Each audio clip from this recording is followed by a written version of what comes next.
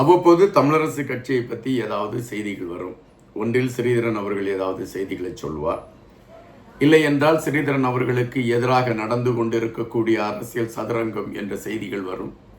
சுமந்திரன் அவர்களுக்கும் ஸ்ரீதரன் அவர்களுக்கும் இடையே மிகப்பெரிய ஒரு முருகல் நிலை நீடித்து கொண்டிருக்கிறது என்ற செய்தி வரும். ஸ்ரீதரன் வகுத்து கொண்டிருந்த பாராளுமன்ற அந்த நிர்வாக உறுப்பினர் பதவியை ராஜினாமா செய் என்கின்ற ஒரு கோஷம் வரும். உடனடியாக ஸ்ரீதரன் அவர்கள் அதிலிருந்து விலகிவிட்டார் என்ற செய்தி வரும். இல்லை என்றால் ஸ்ரீதரன் அவர்கள் இலங்கையின் இராணுவ அதிகாரிகளோடு ஒரு நெருக்கமான தொடர்பை எடுத்துக்கொண்டு தமிழர்களுக்கு எதிரான களங்களை எடுத்துக்கொண்டு பயணிக்கிறார் என்கின்ற செய்தி வரும். ஸ்ரீதரன் இல்லை நான் அப்படிப்பட்ட செயல்பாடுகளில் எல்லாம் அப்படி இல்லை, சுமந்திரன் என் மீது காழ்ப்புணர்ச்சியில் இது போன்ற செய்திகளை எடுத்து வைக்கிறார் என்ற செய்தியை ஸ்ரீதரன் அவர்கள் எடுத்து வைப்பார்கள்.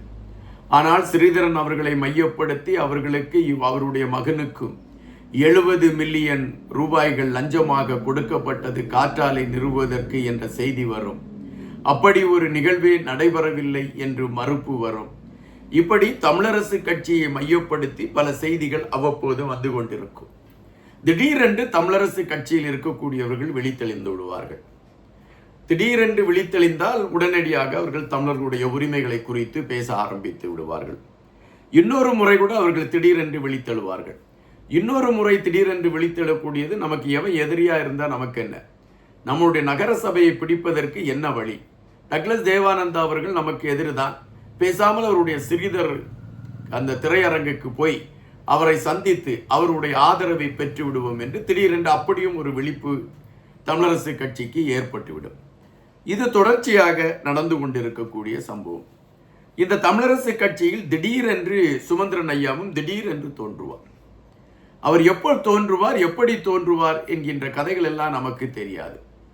தமிழர்களுக்கு பல பிரச்சனைகள் நடைபெறும், பல சிக்கல்கள் இருக்கும். அப்பொழுதெல்லாம் ஸ்ரீதரன் ஐயா வரமாட்டார். ஆனால் திடீரென்று அவர் வருவார், சில விஷயங்களை குறித்து பேசுவார், அதன் பின்பு சிறிது காலத்திற்கு அமைதியாகி விடுவார். தொடர்ச்சியாகவே நடந்து கொண்டிருக்கக்கூடிய ஒரு சம்பவம் தான். இப்பொழுது மீண்டும் ஸ்ரீதரன் ஐயா மைக்கு முன்னால் வந்திருக்கிறார்.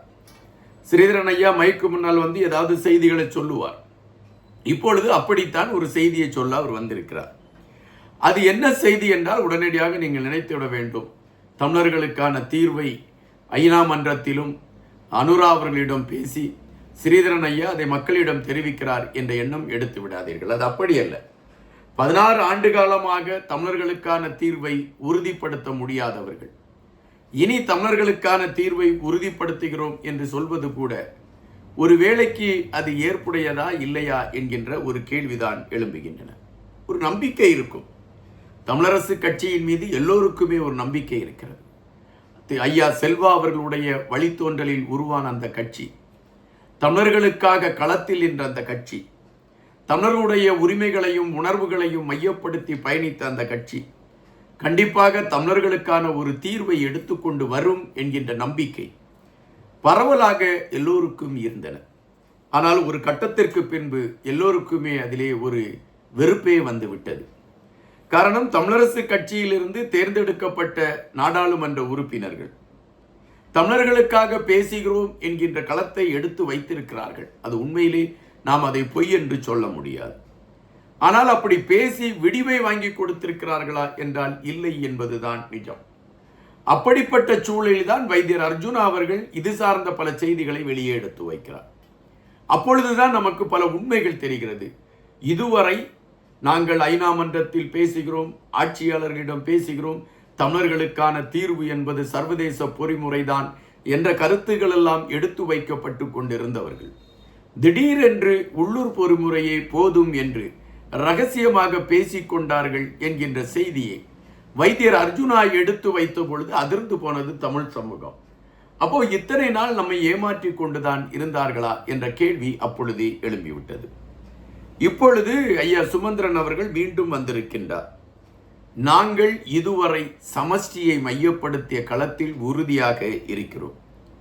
எந்த சூழலிலும் சமஷ்டி என்கின்ற விடயத்தில் இருந்து நாங்கள் பின்வாங்க போவதில்லை.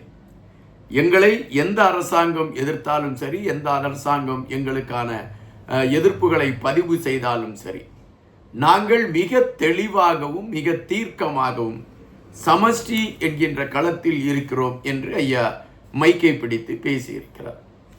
இன்னும் சில விடயங்களை குறித்து அவர் பேசியிருக்கிறார். எங்களுடைய கட்சியை பொறுத்த மட்டில் இந்த மண்ணிற்காக இரத்தத்தை சிந்தி சதையை இழந்து இந்த மண்ணிற்காக களத்தில் நின்று தங்களுடைய உயிர்களை இழந்திருக்கக்கூடிய அந்த தியாகங்களை நாங்கள் மனதில் வைத்திருக்கிறோம். அவர்களுக்குத்தான் நாங்கள் முன்னுரிமை கொடுக்கிறோம். எங்கள் கட்சியில் இருக்கக்கூடிய அனைவரையுமே நீங்கள் பார்த்தீர்கள் என்றால் அப்படி முன்னுரிமையில் அவர்கள் முன்னால் வந்தவர்கள் தான் என்ற கருத்தை பதிவிட்டிருக்கிறார். இது உண்மையா பொய்யா?